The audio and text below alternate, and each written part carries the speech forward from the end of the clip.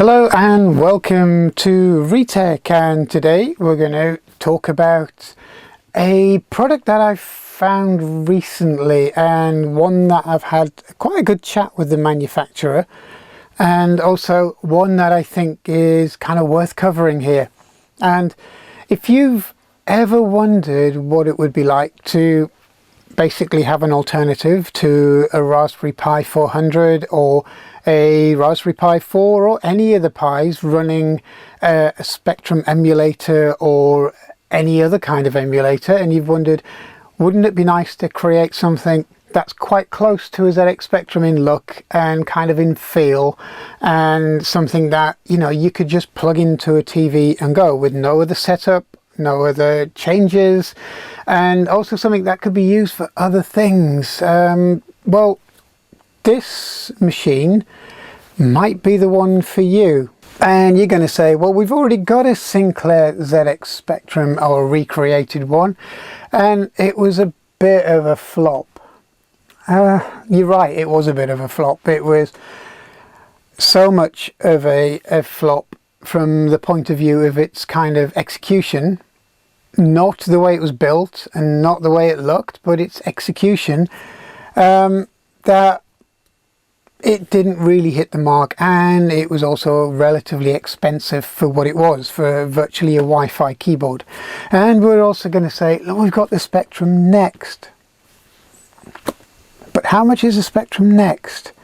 Spectrum Next is kind of selling for, on eBay, anything from its original asking price of around about £300 all the way up to whatever somebody wants to pay for it. And it's very niche, and it's not something that, you know, most people would really want to fork out on to get the ZX Spectrum experience. So I'm going to show you a little desktop, a little computer, which some of you may or may not have had glimpses of, and I'm going to put it out there as something that people can recreate a classic ZX Spectrum or a classic most other micros without too much or too many problems.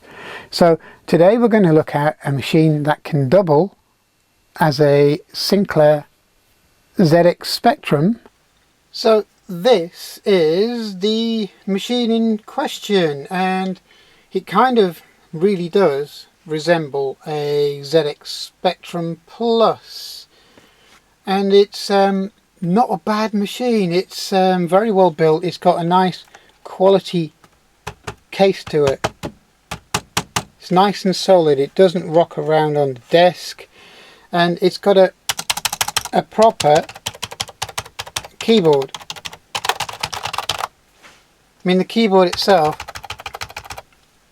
has a nice action to it. It's not small either. It's kind of big enough to use as an everyday keyboard. And this machine is also pretty well put together. It's pretty well spec'd up. It looks the part, and it's a nice piece of kit. For as a keyboard on its own, it would make a nice keyboard for your project or whatever you want to do with it. But that's not what this is all about. It's very reminiscent of this, the Sinclair ZX Spectrum Plus.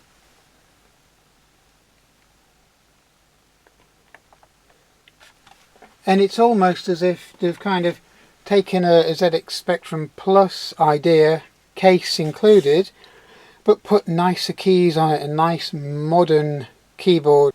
So good start there. It's got a nice keyboard on it.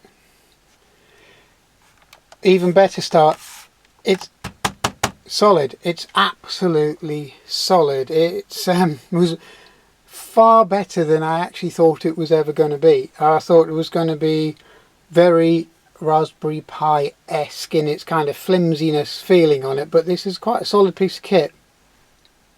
Now, we've got a mouse plugged in to the back, and you also get a nice lightweight mouse. and it's all right. I mean, the mouse, you know, it's not particularly expensive, but then again, the whole machine isn't very expensive, and it's not bad, it's not shoddy. So if you can hear it, it sounds okay. The switches on it are good, and it's also produced by exactly the same company. Now, one of the nicest things about it, as you can see here, it comes with an on-off switch, a nice on-off switch, which is a very nice touch, because you know, you can literally leave the thing plugged in if you want it, and you just turn it off by the on-off switch rather than scrabbling around on the floor for a power switch or to unplug the device. So really all you have plugged in is your power lead, HDMI and your mouse, and that's it. Done.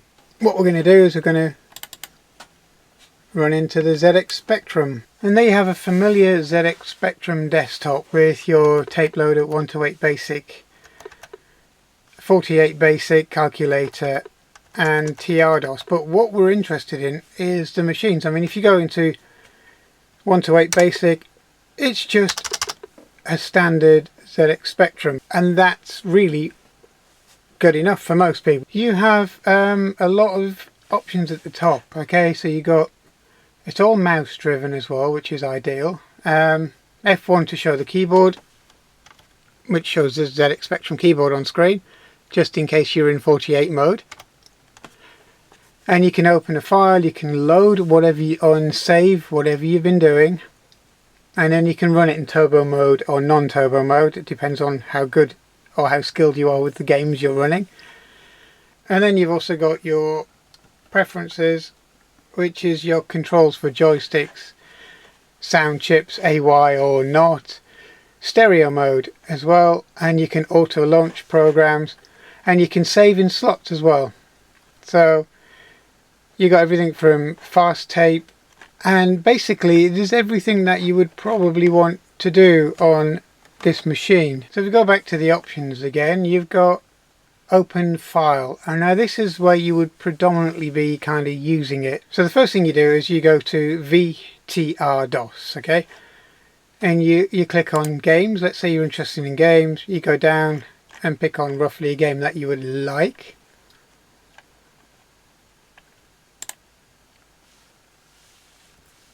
And let's say we'll go for Jetpack, just out of interest. Okay, we'll go for the remix version, because it also includes more modern adaptations of the games as well as the kind of classic ones as well. And say it's got a little bit of a different tune, but you can play the original game as well if you like. So if I press 5 to start the game,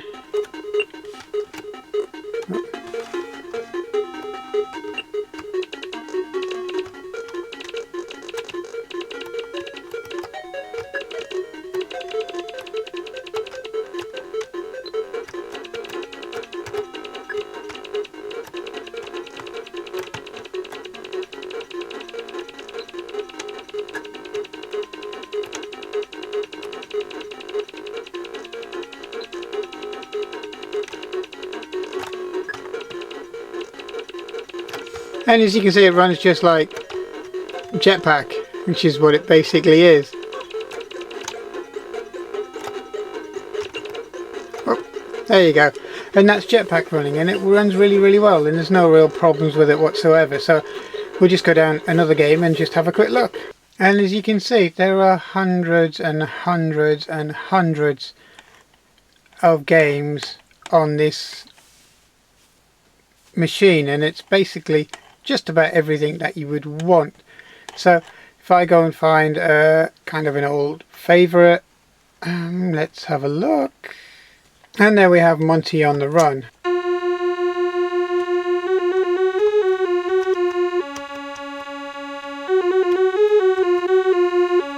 And there we have Monty on the Run, just normal game. So it runs everything that it should be running, and say that the machine runs everything fine. So Again, we'll have a quick flick through.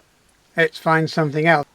And there we go, Teenage Mutant Ninja Turtles. Okay, so it does work, and everything works as it should.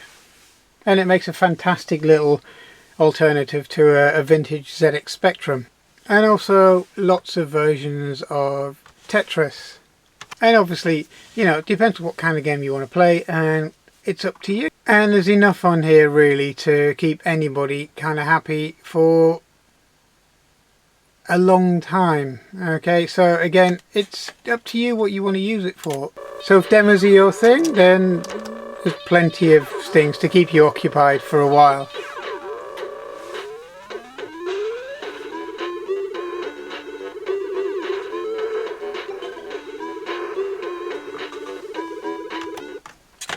Let's choose another one.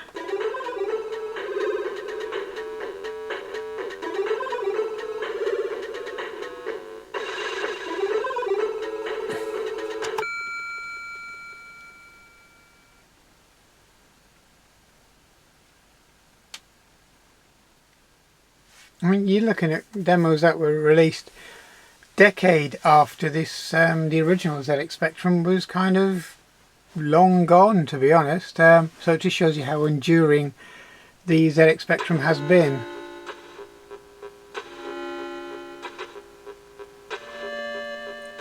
And at this point, the Commodore Amiga would have been the demo king. But, you know, people still produce demos for Spectrums, Commodore 64s and so on.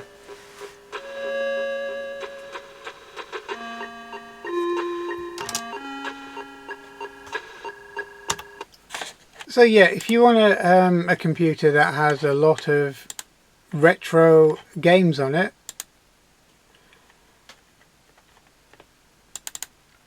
and has a lot of programs that you might want to watch, and has a lot of games on it, and has a lot of things that you would probably have bought anyway back in the day, or you want something to show your kids what it was like,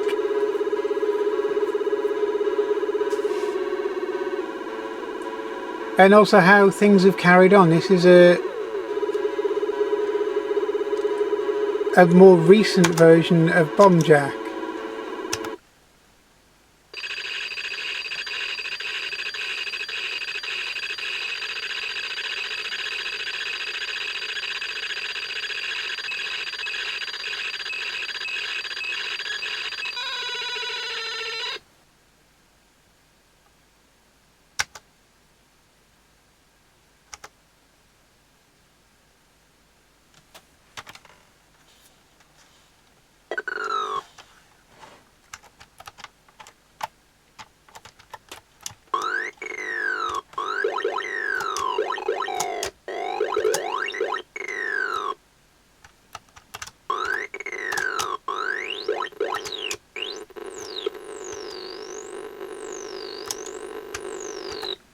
And it's not bad.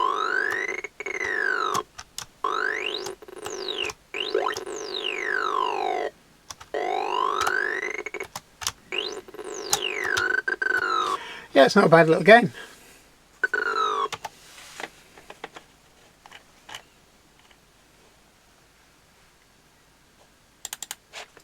And also things like Dizzy. There's a lot of games on here which you could spend hours and hours and hours.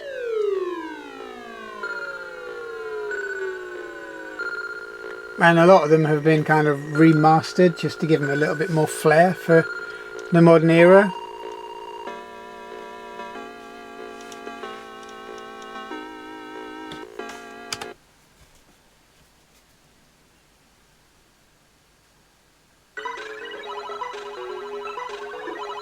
And then there's Dizzy.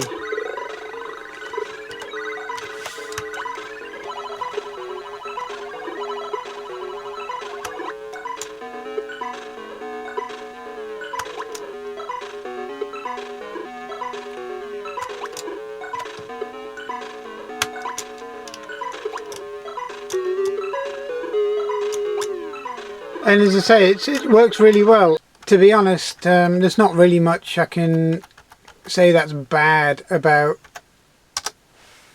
this at all because it runs like a standard ZX Spectrum. It works like a ZX Spectrum. It does everything that you need to, like a ZX Spectrum. It runs, well, just about every image that I've tried on it, and I can't really see an issue with it. So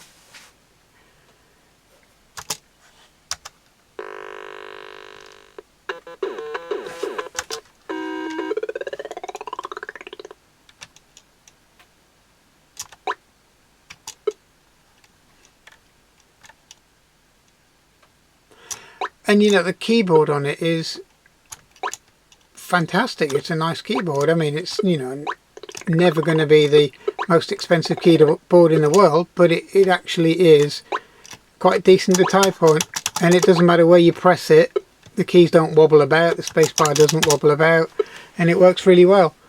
There's not a lot wrong, if anything, with the way the machine's put together. Okay, so I hope you enjoyed that look at a different kind of ZX Spectrum, or something you can use as a ZX Spectrum that's fairly cheap to buy, very good to use, easy to use, and will provide hours of entertainment.